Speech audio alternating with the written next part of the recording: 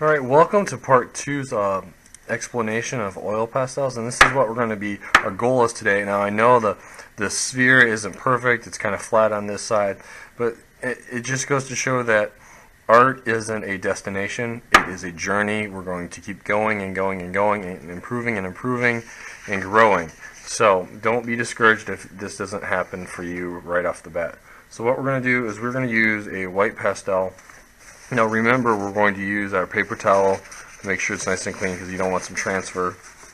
So what we're going to do, and the reason why we're going to do the sphere, the gradation of value changes, is I find the sphere is a great tool to use as an artist to practice, to render something with that makes it look more three-dimensional. So trying your best to do this from time to time, whether it's paint, ink, watercolor, oil pastel, even just drawing in pen and pencil, doodling. Oftentimes I'll draw while I'm watching TV. So it's always something, if you're a serious artist, you're going to keep on trying and trying and trying. So let's see, here is about the size of my remote, and that's roughly about the size we're trying to make this. So remember, you want to get a muscle movement here, muscle memory. So I'm going to go around here.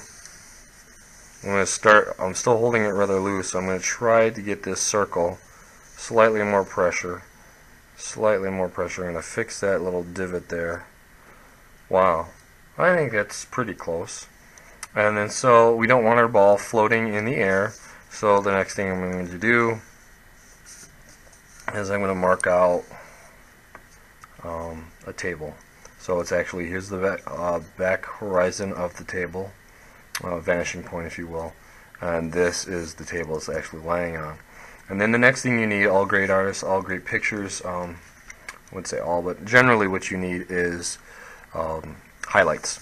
So you're getting a light source from this side over here. So I'm going to turn this paper, because it turns, and sometimes it's best to turn work, as we learned. And then I'm going to use a contour line, which basically goes around the object, follows the form of the object. That's way helps the viewer perceive roundness. Alright, so I'm going to get some roundness here, and I'm going to go here. I'm going to do probably about 3 or 4 of these. Okay, so it kind of looks like it's got some roundness. So the light source is actually coming from here, kind of like a lamp is coming from this sharp of an angle. Okay, so what that's also going to mean is over here, this right here is going to be a shadow. I'm not really worried about this right now, but I'm just going to plan that in. As you see, I lightly, if you look at this line and this line and this line, this one's probably my lightest line thus far. So what we're going to do is we're going to grab red, and I'm going to be using reds, blues, and purple for the ball. And then we're going to talk about complementary colors. You know how much I love those. And I really do, I don't mean to sound sarcastic, but here we go. So we're going to put some light red, barely touching the red to the paper, just brushing it on there very lightly, lightly moving the pastel over. Actually, I'm going to go over it a little bit harder because I want that red ball to be a little brighter. So I'm going to get some color, make sure it's in there. I still want to see the paper, so I don't want to push that hard. And then I'm going to put very light right here because that's where my highlight's going to be. Although the ball will still technically be a red ball, it's not like it's a cue ball, not a cue ball, a pool, billiard ball where there's a stripe and so forth. We're not trying to make it look like that, but it sort of has that illusion at the moment. So then I'm going to go, I don't want to lose those lines right there, so I'm going to leave some of them there so you can definitely see that there's some sort of value changes. I don't want to lose that. Okay, and then so what we're going to do is put that off to the side. Then I'm going to grab my blue. No, we're not going to grab my blue. Yeah, we're going to grab blue. Why don't we grab this nice blue cobalt. And so our cobalt's going to pick in somewhere right around here. And I'm just lightly touching the paper and the pastel together. Now when you add blue and red together, you're going to get a purple, and which is what we're trying to go for. So I'm slightly bringing this up here, And then I'm going to put a little more pressure down here where on the other side of that line, because basically we want this ball, this sphere, to get darker and thus more purple as it goes down. So as the shadow increases, it goes from red to purple. So that's our goal.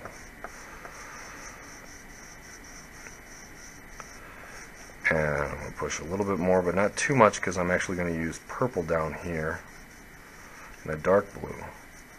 So I'm not going to push too much. But as you see right there, really light, a little darker, deeper red, and I got it in between, and then blue and the darker blue. So then put that down, and we're going to grab purple.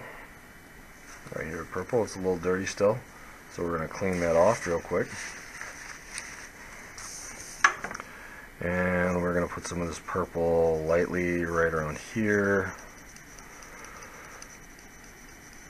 Pushing a little more pressure than I did before to fill in a little bit, but I don't want to fill in too much, because I want a gradual change, a gradual subtle value change, and not necessarily a drastic one. I don't necessarily want to see these stripes when I get done. I know you're saying, look, there's stripes now, but hopefully when we're done it won't be so apparent. So I'll pull some of this purple up in here, so we have that going on. And then I'm going to take some of this dark, what do we got? We got a Prussian blue, and we're going to go here, and then we're going to put this down here in the bottom, and this is where I'm going to put more pressure.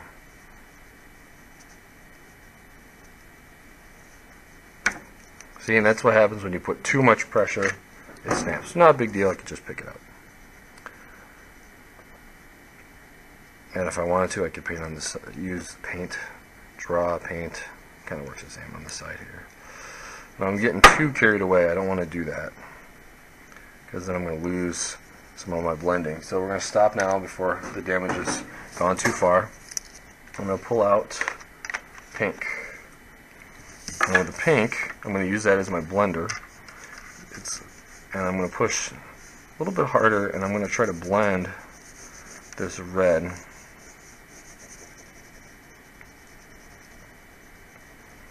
and this pink together like so. Blend, blend, blend, blend, blend, blend, blend, blend, blend. And then I'm going to take them this pink over to here.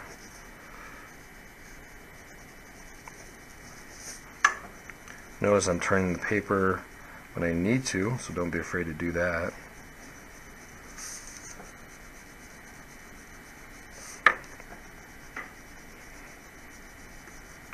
Blending, blending.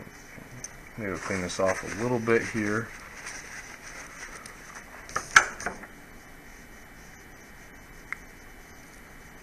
I feel my pink kind of bent there, but I'm still holding it right on the bend there, so it's not going to fall apart on me. So I got some control over that, even though it wants to break. Oh, it just broke. Oh well, no biggie. So then we're going to use this pink here and blend all the way down here. And I'm using fairly firm pressure, but I still see some of the white on the paper, which is fine. And then we're going to go back to white, because our highlight's coming up here, and then I'm going to take this white and kind of push right on here where that highlight is going.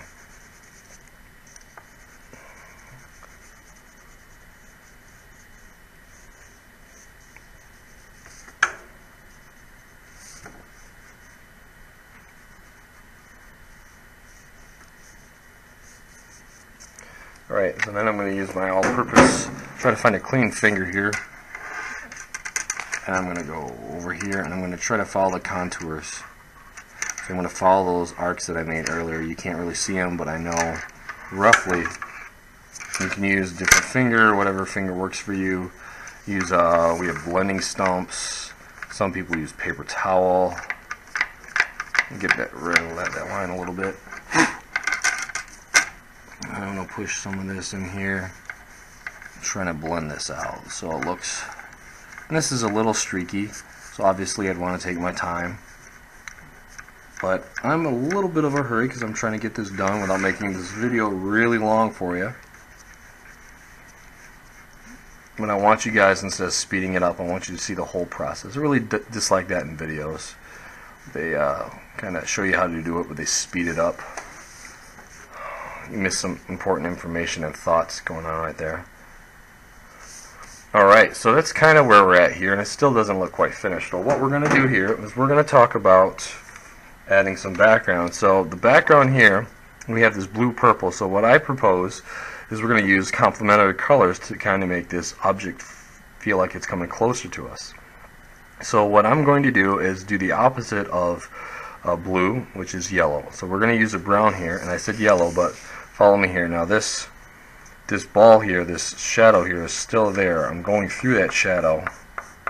I don't want to lose that shadow, so what I'm going to do is I'm going to grab some of this red. Actually, I'll grab blue because blue is in the piece. So, and there is usually a shadow of color that reflects off the table. If it's on a table and it's a blue object, it usually there's a little bit of blue on the table, even though the table's not blue. So what I'm going to do here is I'm going to do a lot of long strokes. We talked about long strokes and short strokes. Those in here. Try to get them all going the same way so they're not streaking and looks poor craftsmanship. So I'm trying to get them going the same direction, not scribblish. I started scribbling there. I hope that doesn't show up. I don't think it will, but we'll try this on the safe side. So we have that there, and then we're going to pull up with this yellow ochre, okay? Make sure this yellow ochre is nice and clean. And then we're going to apply the yellow ochre. Long strokes.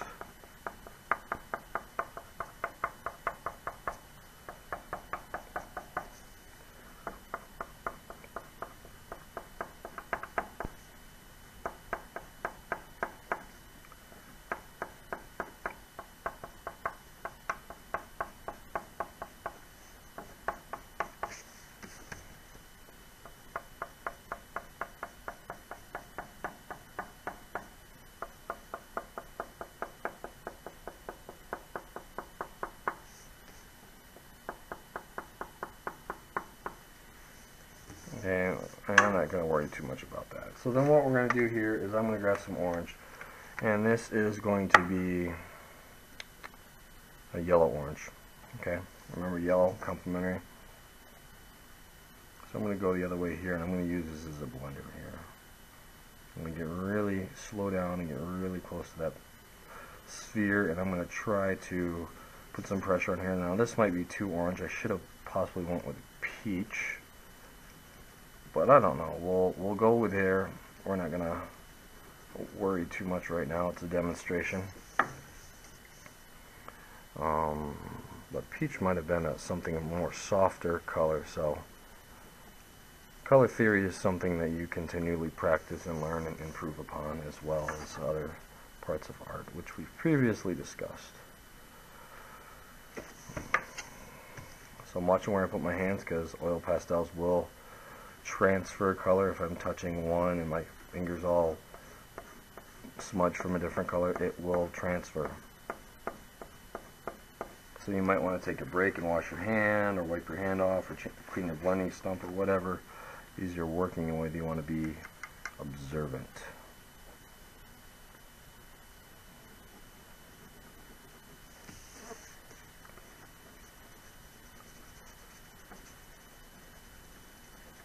Alright, so what we're going to do here is we're going to go again.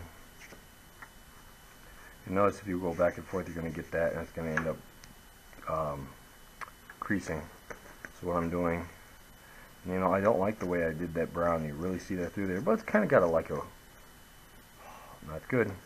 But let's see if I can pull it out. Maybe we can fix that later. But like I said, this is a demonstration. I'm not going to worry too much, but you got to kind of be mindful of what's going on. So perhaps looks like a wood grain, but to me it looks more scribblish. But we'll have room to fix that or improve upon that later. So We can always go over that again and again with different stuff. And we'll fix this down here in a little bit too. So I'm going to wipe my hands off a little bit. Hey, I have hand sanitizer. Let's see if that works. Yes, that works. So hand sanitizer would be a great thing to keep in the studio. Clean off some oil pastel stuff. So we're going to grab some green. And we're going to lay down a nice amount of green. And we're choosing green because green is a complementary color of red. And go slowly red around here. And since this sphere is red and blue and purple, it should play nicely off the green. So we're going to get some green here.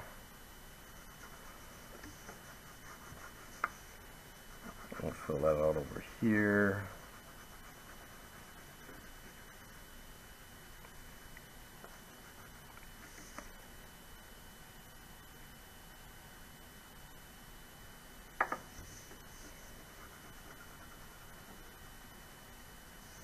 I'm going to fill that in a little bit.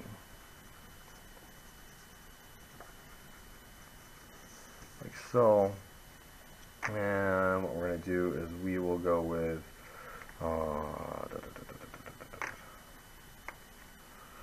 we're going to go with a little bit of a red tone. And put this red over the green. It's going to make a nice black looking color. Dark maroon, kind of showing that there is some sort of darkness in the background there.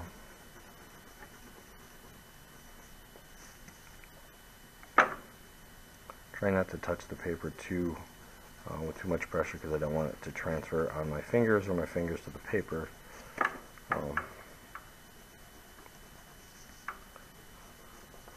Pull some of that over here. Oh, we gotta slow down before it causes a mess. And then I'm gonna go over here and I'm gonna grab, let's say, a pink. I'm gonna try pink because pink and red are very close. I think it's gonna desaturate, lower down the intensity of the green, but it's still gonna have a little bit of that green there. So that's why I'm kind of doing that. Pulling some of this pink in with a red. It'll make a great gradual change there. Pull some of it over here. A little more pressure to kind of get some of the blending in there.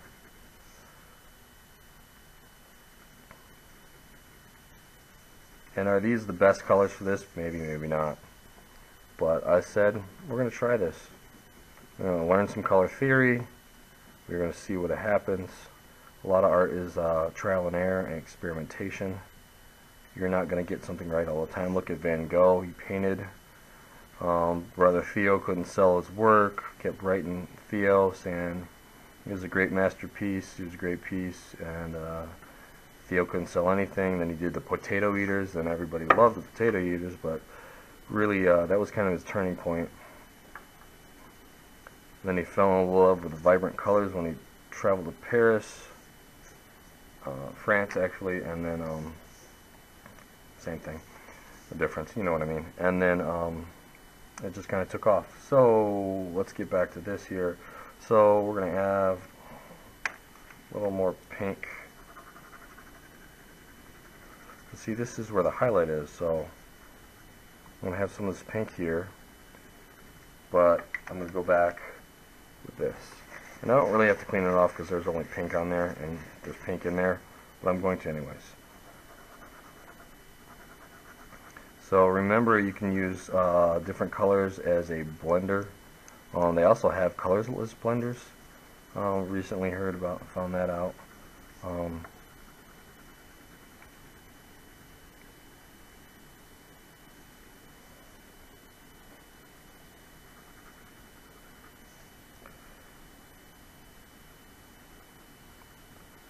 So I'll put that in there. Take my time. Hurry up. So we still have some work to do here. So I'll go over here and we'll try to go, let's go from the ball here. away from the ball because we don't want to cause a problem with the ball.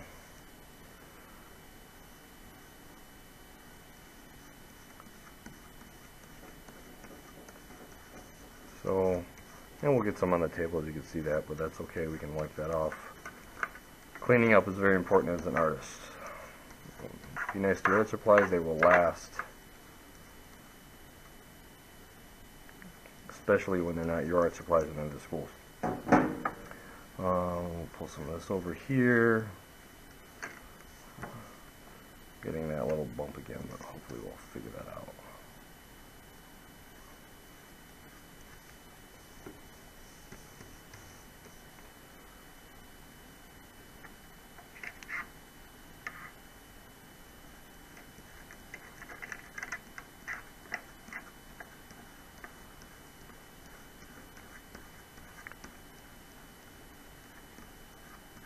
Alright, so we got that going on here. So what we're going to do, just to do our final touch-ups, is we're going to draw this bubble back here, this where that shadow is.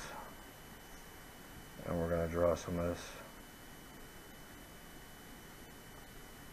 where that shadow is. Pull some in right around here. Blue over orange will make a nice brownish shadow, which is what you're going to have anyways. I'm not a big fan of black, using black in artwork, so I usually don't, but when I come to mix something, I kind of sometimes allow it. So I'll add a little bit here, which should just make a little bit more darker in that area. We'll mix that back in, so we get that shadow there. What we're going to do here is we're going to mix, because this is dark, so this is looking kind of odd being it's so bright. So bring some different color blue in here to kind of tone it down. And truth be told, I think the whole table is too orange for me. So I'm going to use this complement, which is blue, and tone down the table. It just looks way too bright, too obnoxious for me.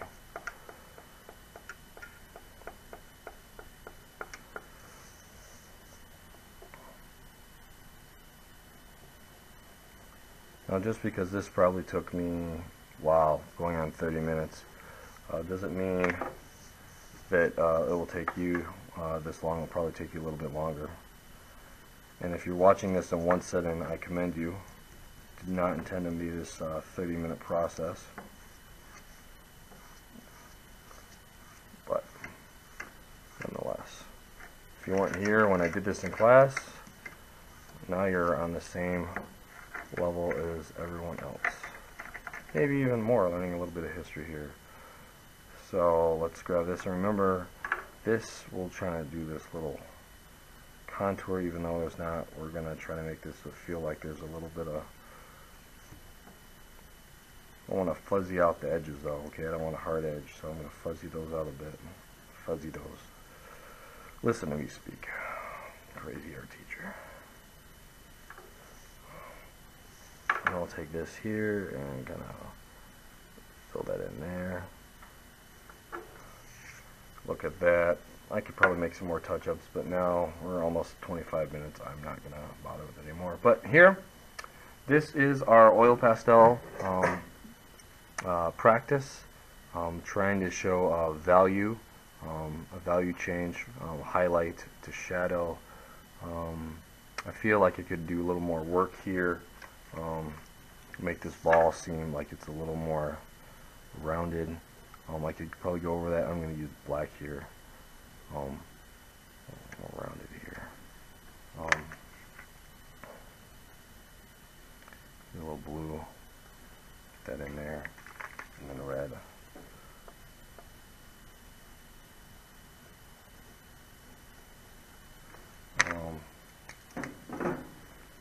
Let's see. And now I made a little streaky, which is probably because I was trying to rush and fix it. But nonetheless, we saw where it was and where it is now. And I'm not worried about it because it's practice. So, if I wanted to fix this, I would just go over it again and again and again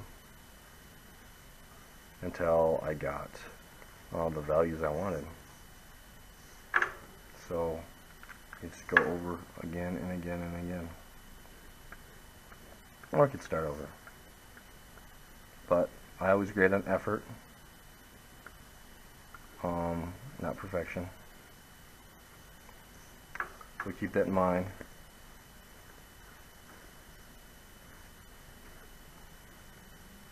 And remember, no one's perfect. Not even me. So after you graduate college and take all your art classes that they tell you to take, you don't always know everything. Keep that in mind. Good life advice. If you need anything, let me know.